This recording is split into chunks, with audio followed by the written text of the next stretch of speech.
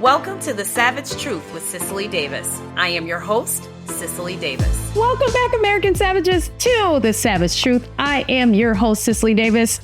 I'm excited to be here. Yet another, I'm two consecutive shows in a row. Sunny day here in Minnesota. I'm super excited to be here. We're going to have some fun today. We're going to do something a little different today. I'm excited to bring you along. If you're new to the channel, you picked an awesome episode to join me in. Going to do something a little unorthodox here. I'm going to bring you along. Thank you so much for making the decision to join me and to allow me to speak into your life and hear my perspective and form your own and maybe respond. I'd love that. I do have an ask for you there, and that is to come on back next time, bring somebody with you and tell someone about the show. If you have been joining me for quite some time from the beginning or just last week, or maybe in the middle of this whole ride, I thank you so very much for your loyalty and tuning in. Your support means absolutely everything. Now, if you're new or someone who has been with me for a while, I have an ask for all of you, and it is this: to please like, share, subscribe, and leave a positive review on Apple Podcasts, Spotify, and YouTube. And let's get into the fun, all right? Now, as I said, I'm going to do something a little different today. I found some reels while I was scrolling on social media and just wanted to share what's going on in culture today. Now, my first two will be political, and I think I round out in the end with some political ones, but I'm going to bring some other reels forward just to offer a glimpse, not of social media per se, but more so of what's going on in society in general. This should be fun. I'm going to take a little rest on our heavy politics and talk about kind of what's going on in culture. So here's the first one of Nigel Farage. Starting out with Nigel, known for his blunt and unapologetic stance on immigration, recently humbled a liberal woman in a heated debate, pointing out the undeniable social failures that unchecked immigration has caused in both the UK and relatively in the United States. Now, his response highlighted the strain immigration has placed on public services, cultural cohesion, and national security. Here's the video. After this liberal schmuck tried asking a gotcha question, Nigel Farage humbled her, and her reaction is priceless. Would you admit that this country would be nothing without our rich history of immigration? Well, I tell you what.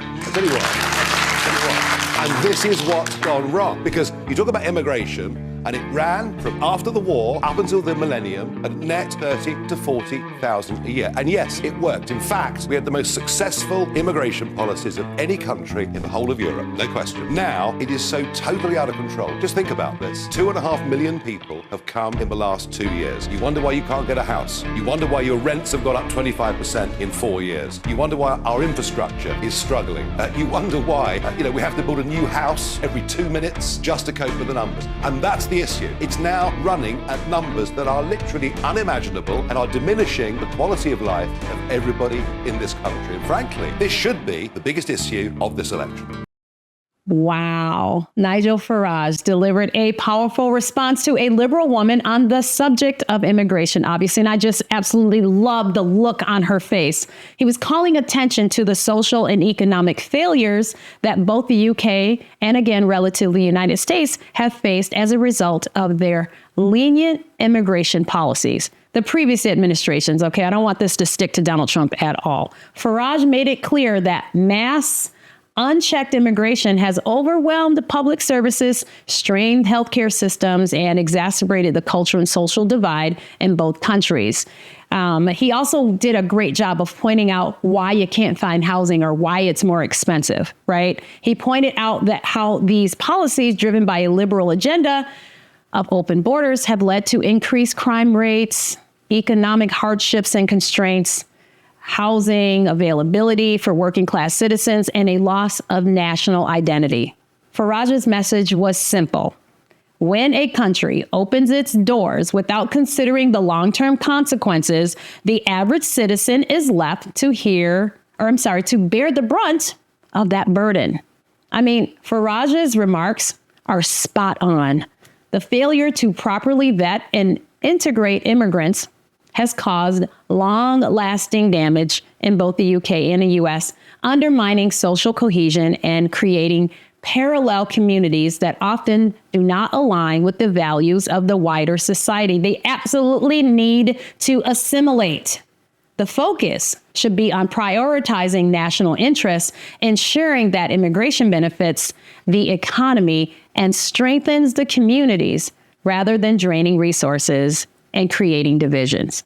Faraj's response serves as a wake-up call for the dangers of unchecked immigration policies pushed by the left. The reality is that countries need to take control over their borders, establish clear limits, and protect their citizens from the negative consequences of ill-planned immigration.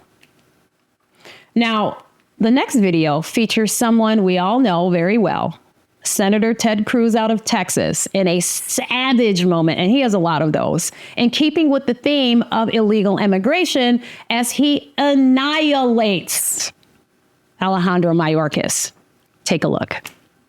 Democrats will have a tough time trying to argue with this one. You're a lawyer. You know how to answer questions. This is a photograph from just one day along the Rio Grande of hundreds of thousands of people walking across the border. You have allowed this to happen. The photograph that was before, what are these wristbands? I don't know what they are. You don't know what they are. Mr. Secretary, you have just testified to the American people you're incompetent at your job. Along the southern border, you see thousands of these wristbands because the illegal immigrants wear them. The cartels, every color corresponds to how many thousands of dollars they owe the cartels. You have turned these cartels into multi-billion-dollar criminal organizations, and these are modern-day leg irons because these are children being sold into slavery, and you don't even know what they are. That is astonishing. Mr. Secretary, I want to say to you right now, your behavior is disgraceful, and the deaths, the children, they are at your feet. Now, Alejandro Mayorkas has proven to be a complete failure with a capital F in his role as Secretary of Homeland Security, with his disastrous handling of illegal immigration, underscoring his incompetence and lack of leadership. Now, under his watch, the U.S. has seen record-breaking numbers of illegal border crossings, as we all know, overwhelming Border Patrol agents and straining our immigration system to its breaking point. Now, Mayorkas' policies have not only failed to secure the border, but have also emboldened criminals and cartels while leaving American citizens vulnerable. Senator Ted Cruz's fierce, savage cross-examination of Mayorkas in the Senate highlighted just how ineffective and out of touch he truly was. Cruz relentlessly grilled Mayorkas on his failures, exposing the hollow rhetoric and lack of action behind his promises. Mayorkas' inability to defend his catastrophic policies, combined with his refusal to take responsibility for the chaos at the border, makes it clear that his leadership has been a total disaster, a total failure for our entire country. Now, as we move on to video number 3, I'm going to take a little bit of a shift, take a break from politics, and show what teachers are going through. This was a viral video of teachers showing up to school dressed as students. While it was meant to be humorous, it highlights a deeper, more concerning trend in our education system. Teachers parading around in oversized backpacks, hoodies, and backwards hats may seem funny at first, but it's a clear reflection of the growing confusion about the role of educators and the purpose of schooling. Now, our schools should be places where students are taught not only academic knowledge, but also discipline, respect, and the value of hard work, right? We're supposed to be building great, responsible citizens. Instead, what do we see? We see teachers participating in gimmicks that blur the lines between authority figures and students, all to make a point, by the way. It's to make a point about undermining authority and the need to foster a proper learning environment. This type of behavior signals that we've lost sight of the fundamentals of education with the way the students show up dressed, okay? Where respect for the teacher and the student dynamic is key to success, right? So they used humor to point this out. However humorous, this can be. It's an effective tool, I believe, in addressing real concerns. And the viral video does just that. It uses laughter to point out a disturbing reality. Our schools have become more about coddling and less about preparing students for the challenges of the real world, because these teachers, haven't had any say. We've gotten away from teaching core values and focusing on building strong, disciplined citizens.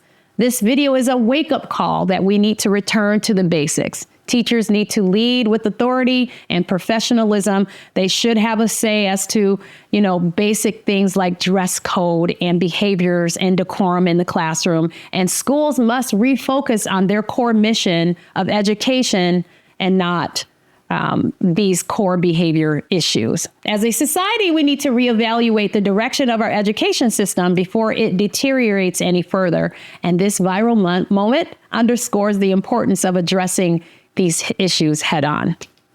Let's watch the video. These teachers really gave their best on Teachers Dressed as Students Day, and it's hilarious. Huh? Got a jacket on.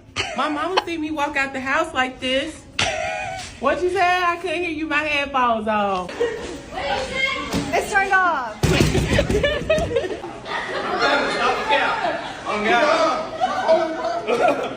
On God. Ladies, pay attention. We're taking notes. Can you Hold look on, up here? I just gotta get this done. Just hold on, real quick. I'm about to move on to the next slide. It's for your exam. Gosh, all right. Yeah. Oh, my mama ain't doing no work today. On phone now. Yeah. There goes, put your cell phone in the bucket. Mickey, una pasa más Ándale. wait, it's my mom's texting. It's my mom. Hold on.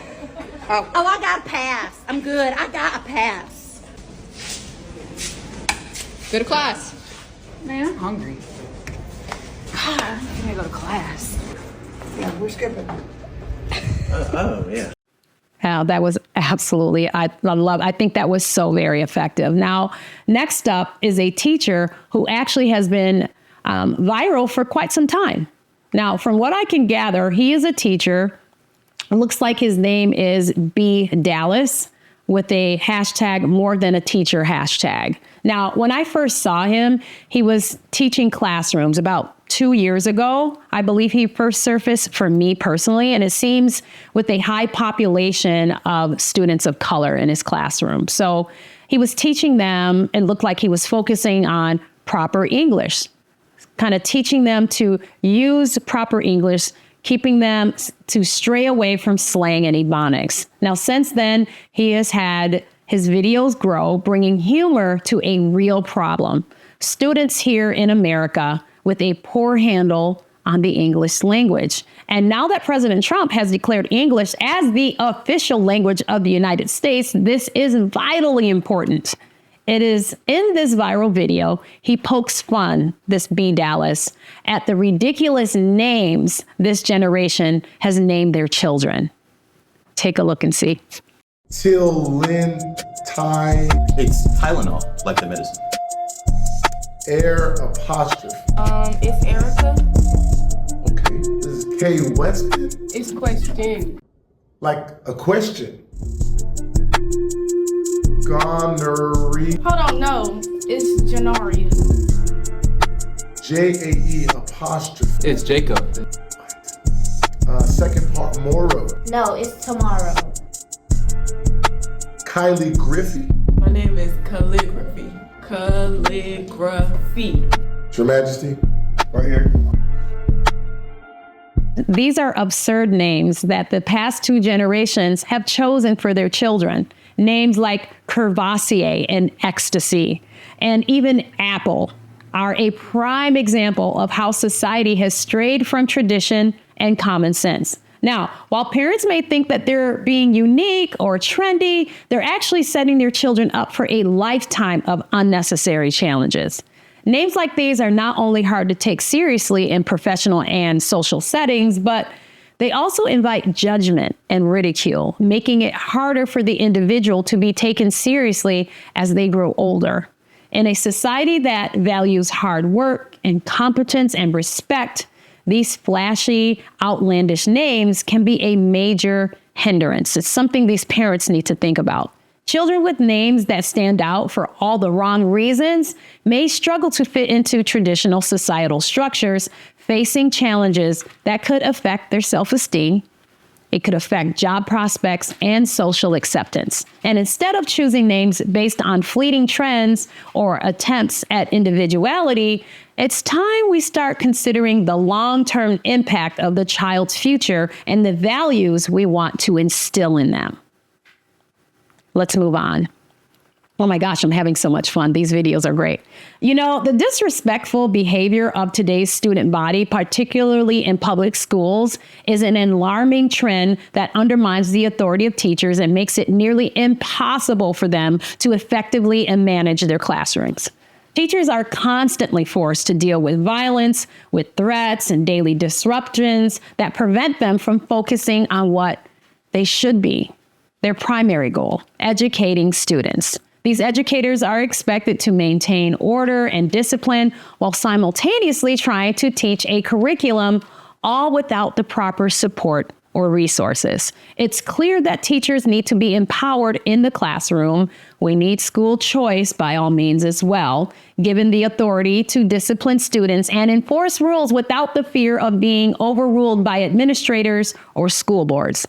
Local authorities and school boards must step up and provide the support needed to ensure that classrooms, especially in the public education system, are places of respect and focus, not chaos.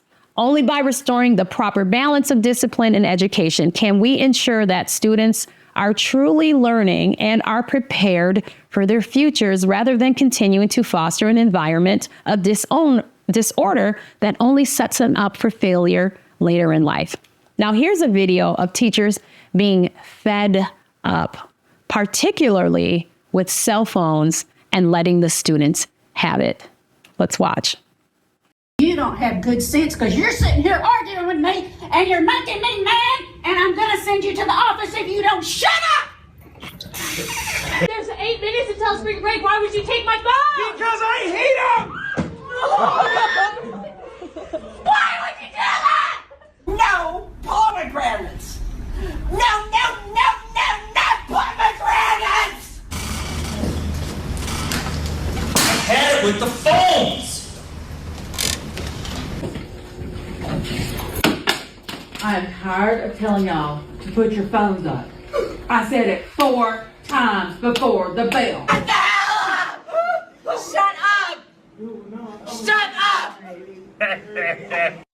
Oh boy. Well, they had it. And I can understand. I mean, you can only ask so many times and you can only take so much. Now, let's talk about the feminist movement.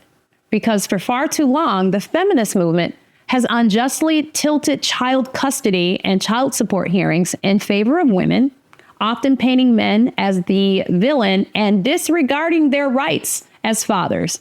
Men have been raked over the coals, facing biased family courts that routinely grant women primary custody while imposing heavy child support payments without regard for fairness or their involvement in their children's lives. This systemic bias has left countless fathers struggling to maintain a meaningful relationship with their children while being financially burdened. However, under the Trump administration, a shift towards a more fair and balanced justice system has emerged, aiming to level the playing field. Men are now seeing more opportunities to advance and advocate for equal custody rights, and women who neglect their children are being held accountable finally to pay their fair share. This new approach restores fairness to the family courts, ensuring that both parents are held to the same standards and that children's well-being, rather than political agendas or bias or personal vendettas, take priority. Now, here's a video of the script being flipped on this deadbeat mom. Watch the video.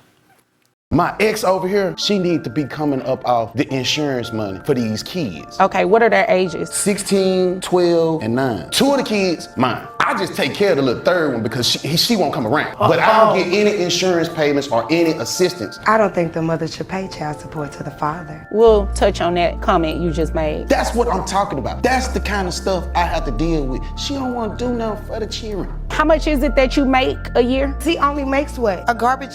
You pick up garbage? My job is waste management. While she trying to trip, it's waste pick up trash, management. drop off trash, and then pick up trash and pay for it with my coinage. So I don't feel that I should need to pay him anything extra. How much money do you send him on a monthly basis? I send my children $750 a month. You're saying that's how much money that you've given him every single month? Every single month. Skirt! $55. So we are going to grant the back child support to dad. It's going to come out to $2,760. Wow, that was so enjoyable. It was so great. It's always so great to see justice, right? Matter of fact, that was so great. I'm going to show you another one. Watch this. How much money do you make? $180K a year. $180K a year. Yes. How much of that $180,000 are you giving dad? They love their mother dearly because I'm there for them. What memories are you making with them? Do they tell you how they act at the park? Hold on. They love the park. Here's the memory we're getting ready to make because I made my ruling. You have capped out.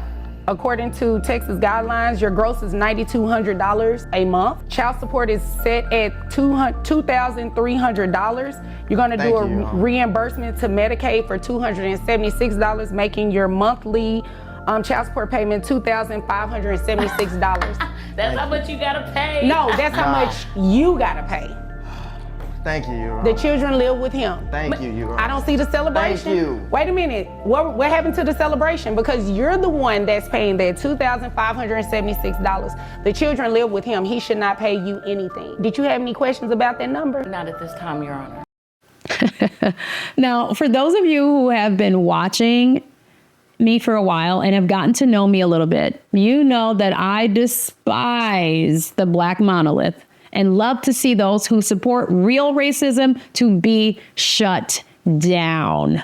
Okay. Now here's Sir Larry Elder on The Breakfast Club giving it to Charlemagne the God on the farcity, on the lie, and the non-existence of a racist America. Watch it. One of my favorites.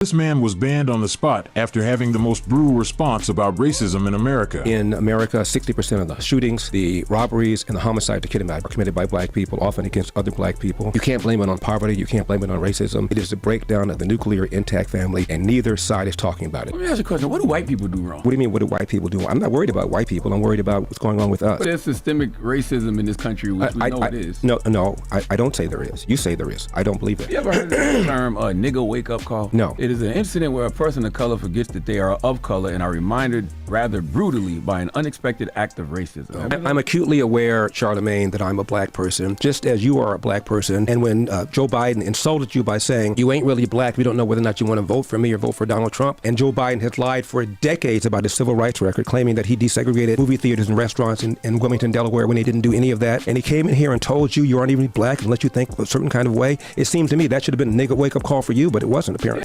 I love it that this is so ineffective today, right? The argument that Charlemagne the God has gotten played so much, it no longer has effect. No one cares about a bunch of black people screaming racism when it doesn't apply and that there is no evidence of it. That card has been overplayed, severely overplayed. Now, you hear Charlemagne ask, well, what do white people do wrong? In other words, he's saying that, black Republicans, black conservatives only focus on what black people do wrong or how they are at fault or where the culture is faulty and not focus or point fingers at whites, right? This is all that same victimhood take. But here's the truth. The ideology of the black monolith and black supremacy does nothing but hurt black Americans rather than help them.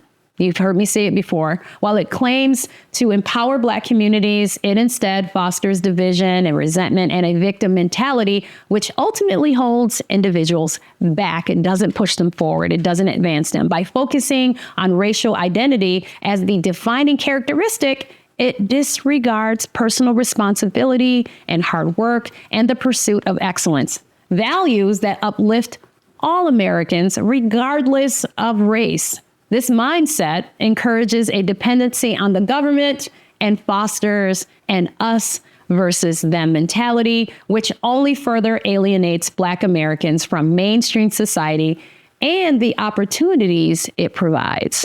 True empowerment comes from equal opportunity. It comes from personal accountability, and it comes from integration into a society where individuals are judged by their character and merit and accomplishments, their experiences, not the color of their skin. The focus should be on building unity. It should be on self-reliance and progress, not perpetuating a narrative that keeps people trapped in a cycle of division and grievance.